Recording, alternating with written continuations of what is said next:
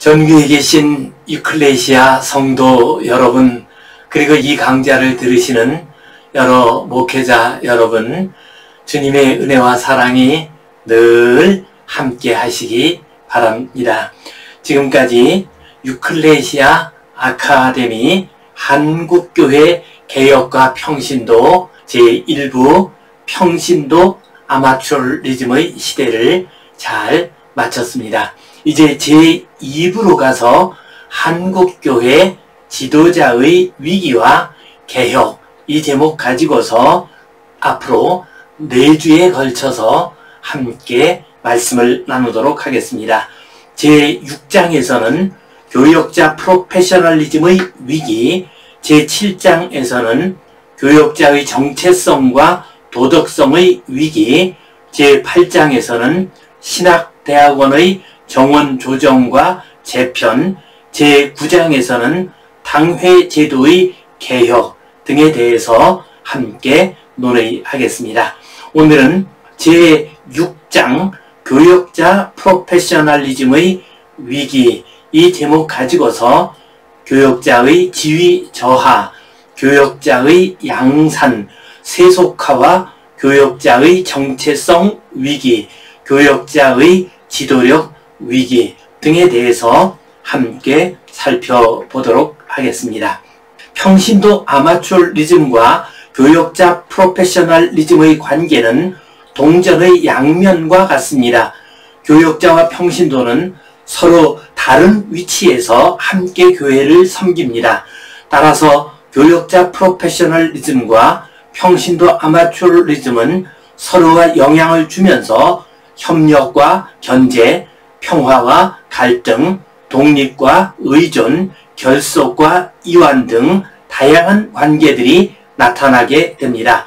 근육의 길항작용처럼 둘 사이의 관계가 균형을 이룰 때 건강한 교회를 이룰 수 있습니다.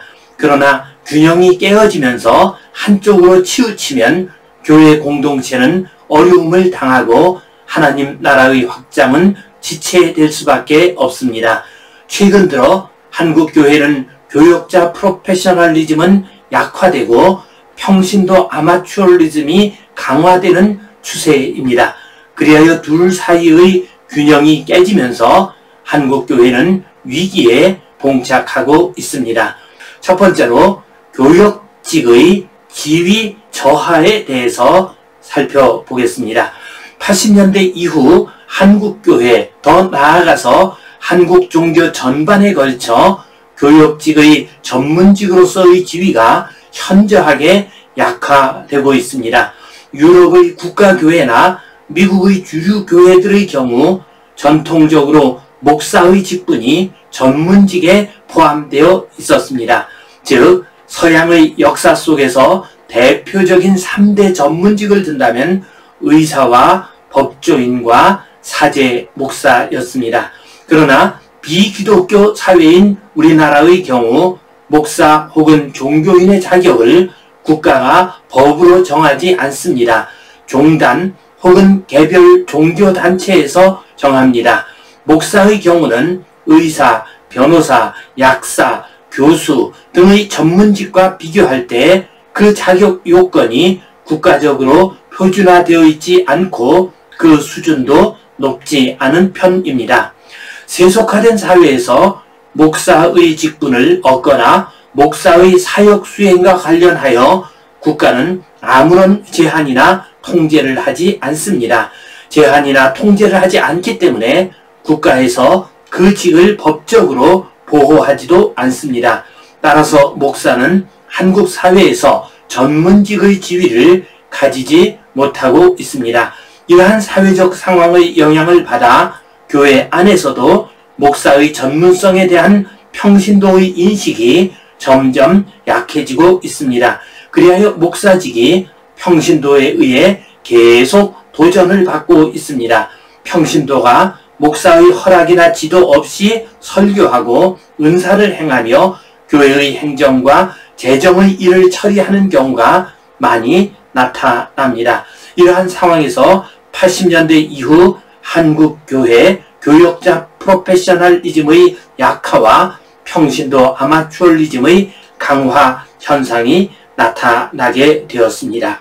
한국 사회에서는 목사가 의사나 교사나 변호사와 같은 전문직으로서의 위치를 가지지 못하고 있습니다.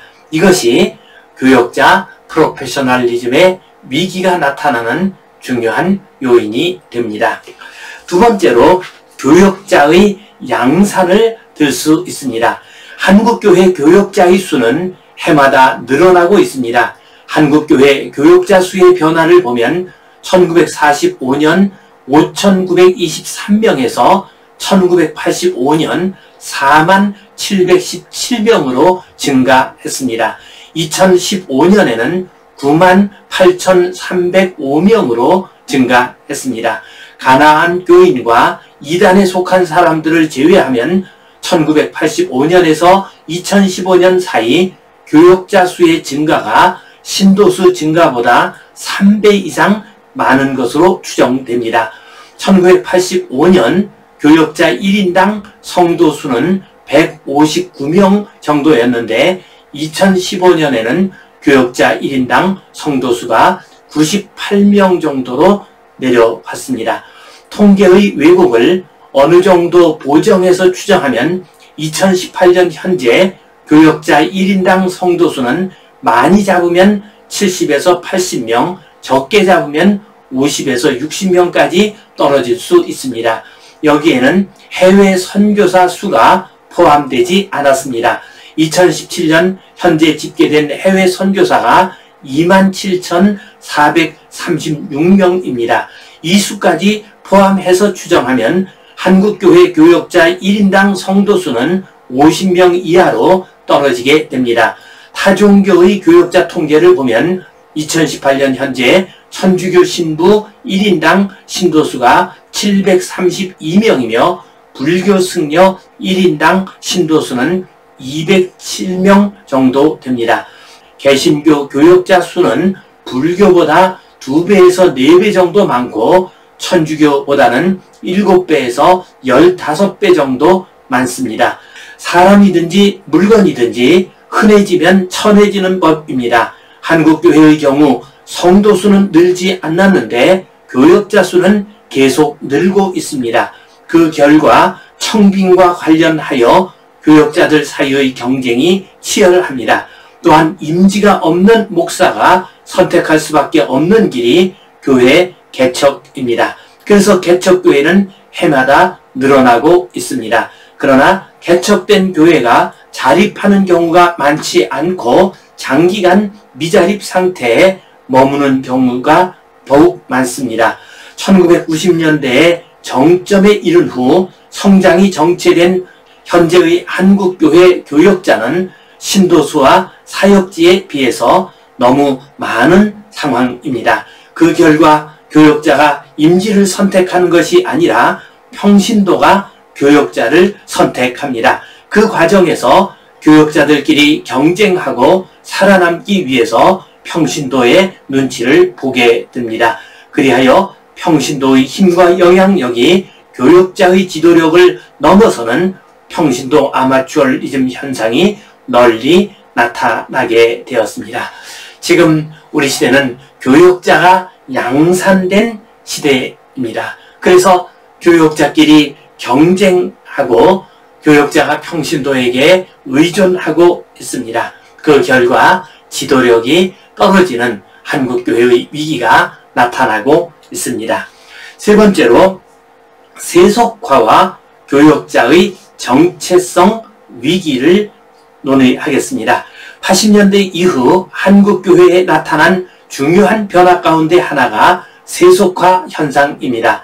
세속화란 사회 제도와 가치가 신앙에서 멀어지고 분리되고 독립적으로 되며 세속적 가치가 영적, 종교적 가치보다 위에 서는 것을 의미합니다.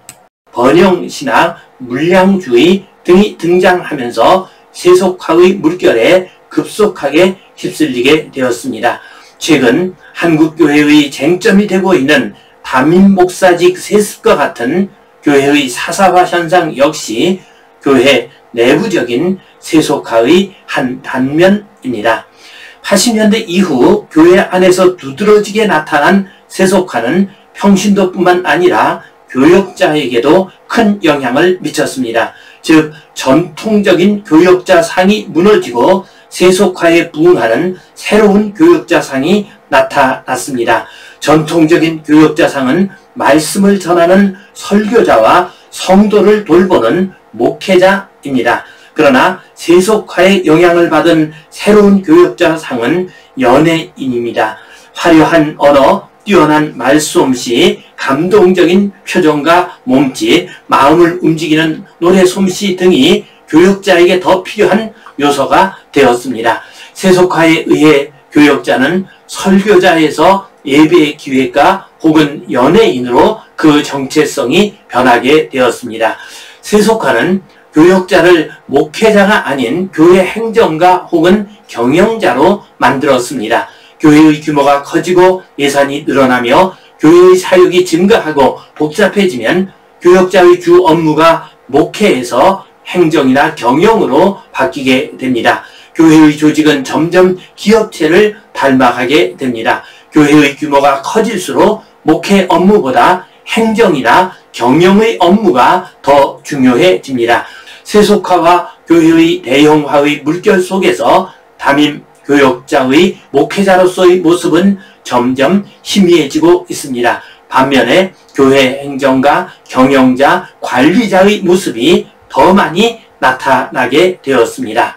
교역자의 모습이 연예인, 행정가, 경영자, 관리자의 모습으로 변해가면서 그 성품이나 재능, 관심, 훈련 등의 양상도 변하게 되었습니다. 평신도 지도자인 장로나 권사들과 함께 거룩한 하나님 나라를 세워나가며 성도들을 섬기는 일에 대한 관심이 약해졌습니다. 반대로 그들의 눈치를 보고 그들과 개인적인 관계를 돈독히 함으로 자신의 자리를 견고하게 지키는 일에 더 관심을 기울이게 되었습니다.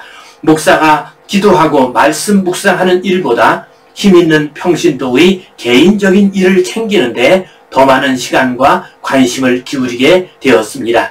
종교개혁가는 세상의 직업도 거룩한 성직이 되는 하나님 나라를 꿈꾸고 소망했습니다. 그러나 세속화의 파도에 휩쓸린 우리 시대에는 거룩한 성직의 마지막 보루인 교역자의 직까지도 세상의 직업과 똑같은 모습으로 변하고 말았습니다. 이것이 우리 시대 교역자 프로페셔널리즘의 위기이자 교회의 위기입니다. 곧 세속화된 사회에서는 교역자가 목회자나 설교자의 모습을 점점 잃고 있습니다. 그 대신 연예인이나 행정가나 관리자나 경영자의 모습이 점점 중요시되고 있습니다. 그 결과 한국교회 교역자의 정체성의 위기가 심각하게 나타나고 있습니다. 네 번째로 교역자 지도력의 위기에 대해서 생각해 보겠습니다. 한국교회의 절대 다수를 차지하는 소형교회 목회자는 사회 지도자로서 책임감과 자부심을 잃었을 뿐 아니라 경제적으로도 거의 하층에 가까운 자리에 있습니다. 대학원 이상의 학력과 목사라는 사회적 지위와 비교해서 현저하게 차이나는 경제적 지위는 사회학에서 말하는 지위 불일치 현상을 가져올 수 있습니다. 자립하지 못하는 개척교회 목사, 지역사회의 특성과 인구구조의 변화로 성장하기 어려운 소형 농어촌교회 목사 등은 사회적인 무능력자 혹은 부적응자처럼 여겨지면서 지도자로서의 위치가 흔들리고 있습니다. 사회에서뿐 아니라 교회 안에서도 소형교회 목사를 영적 지도자로서 인정하고 존중하는 것이 아니라 가볍게 여기는 풍조입니다. 반면에 재적신도 1000명 이상의 대형 교회 목사는 내부적으로 지도력에 대한 도전을 받고 있습니다. 대형 교회 담임 목사의 경우 급여의 수준이나 사회적인 지위 등에 있어서 비교적 좋은 대우를 받고 있습니다. 그런데 문제는 이러한 대우에 대해서 불만족을 표하는 성도들이 자꾸 늘어나고 있다는 것입니다. 대형교회 목사의 전문성 혹은 사역에 대한 평가의 척도가 점점 높아지고 있습니다. 비슷한 수준의 지위를 가진 다른 직종들과 비교할 때 대형교회 담임 목사의 헌신, 능력, 도덕성 등이 떨어진다고 생각합니다. 교회를 성장시켜 대형교회를 만든 목회자가 아닌 청빙에 의해 세워진 대형교회 담임 목사에 대해서는 이러한 정도가 더욱 심합니다. 대형교회 평신도들은 자신들이 헌신하여 성장시켜 놓은 교회에 청빙되어 들어온 담임 목사에 대해서 대형교회 담임 목사로서의 자격과 능력이 있음을 보여달라고 요구합니다. 이러한 요구에 가장 쉽게 부응하는 방법은 교회를 성장시키는 일입니다. 그러나 대다수 대형교회는 성장의 한계에 이른 교회입니다. 여간한 능력과 은사를 가진 목사가 아니면 대형교회를 부흥시키는 것은 쉬운 일이 아닙니다.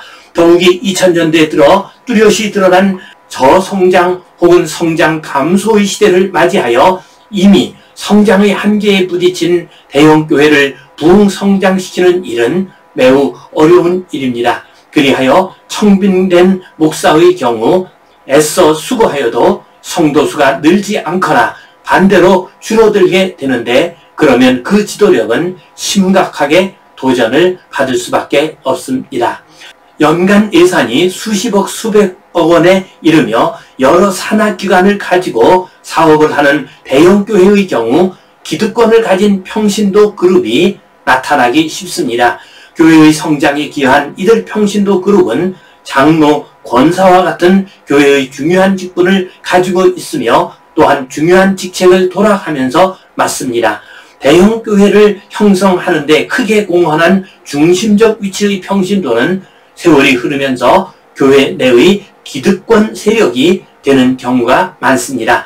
이들은 자신의 기득권을 지키려고 애씁니다. 이들에게 있어서 새로 부임한 담임 목사가 자신들의 뜻을 따르지 않을 경우 자신의 기득권 유지에 위협적인 존재로 느껴질 수밖에 없습니다. 그래서 새 담임 목사를 견제하게 됩니다.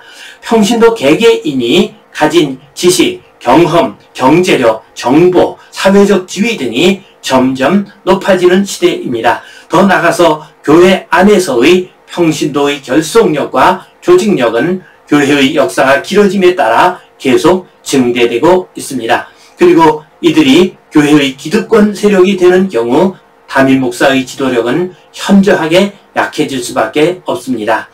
평신도 사이에서도 신앙의 유형, 사회 경제적인 지위, 교육과 문화의 수준, 연령 혹은 성별들에 따라 분화가 일어나고 있습니다. 평신도의 분화는 쉽게 분열과 분파로 이어지고 더 나아가 성도들 사이에 갈등을 일으키기도 합니다.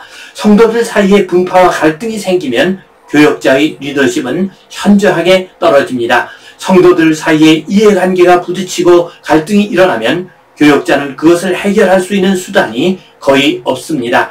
평신도들 사이에 분규가 일어나면 담임 목사의 지도력은 심각한 위기에 처합니다. 어느 한편으로 기울어지면 상대편이 극심하게 반발합니다. 중립적인 위치에 있으면 양쪽으로부터 소신이 없다고 비난받습니다. 평신도 사이에 분규가 일어나면 목사가 어떤 태도를 취하든지 그 지도력은 현저히 약화될 수밖에 없습니다. 지금 우리 시대의 교회의 위기는 목회자의 위기입니다. 교역자 프로페셔널리즘의 위기입니다. 현재 우리 한국교회의 교역자의 모습을 보면은 그 지위가 전문직으로서의 지위를 가지고 있지 못합니다. 또한 많은 교역자들이 양산되었습니다. 그리고 성직자, 목회자로서의 정체성이 행정과 관리자, 경영자로서 자꾸 변하고 있습니다. 그리고 지도력의 위기에 처해고 있습니다. 소형교회의 경우에는 그 낮은 지위 때문에 대형교회의 경우에는 평신도의 요구와 견제 그리고 갈등으로 인해서 교역자의 지도력이 큰 어려움 가운데 있습니다. 지금 한국교회가 극복해야 할 중요한 과제는 교역자 프로페셔널리즘의 회복입니다. 오늘은 여기까지 하겠습니다. 감사합니다. 사랑합니다. 축복합니다. 다음 시간에 뵙겠습니다.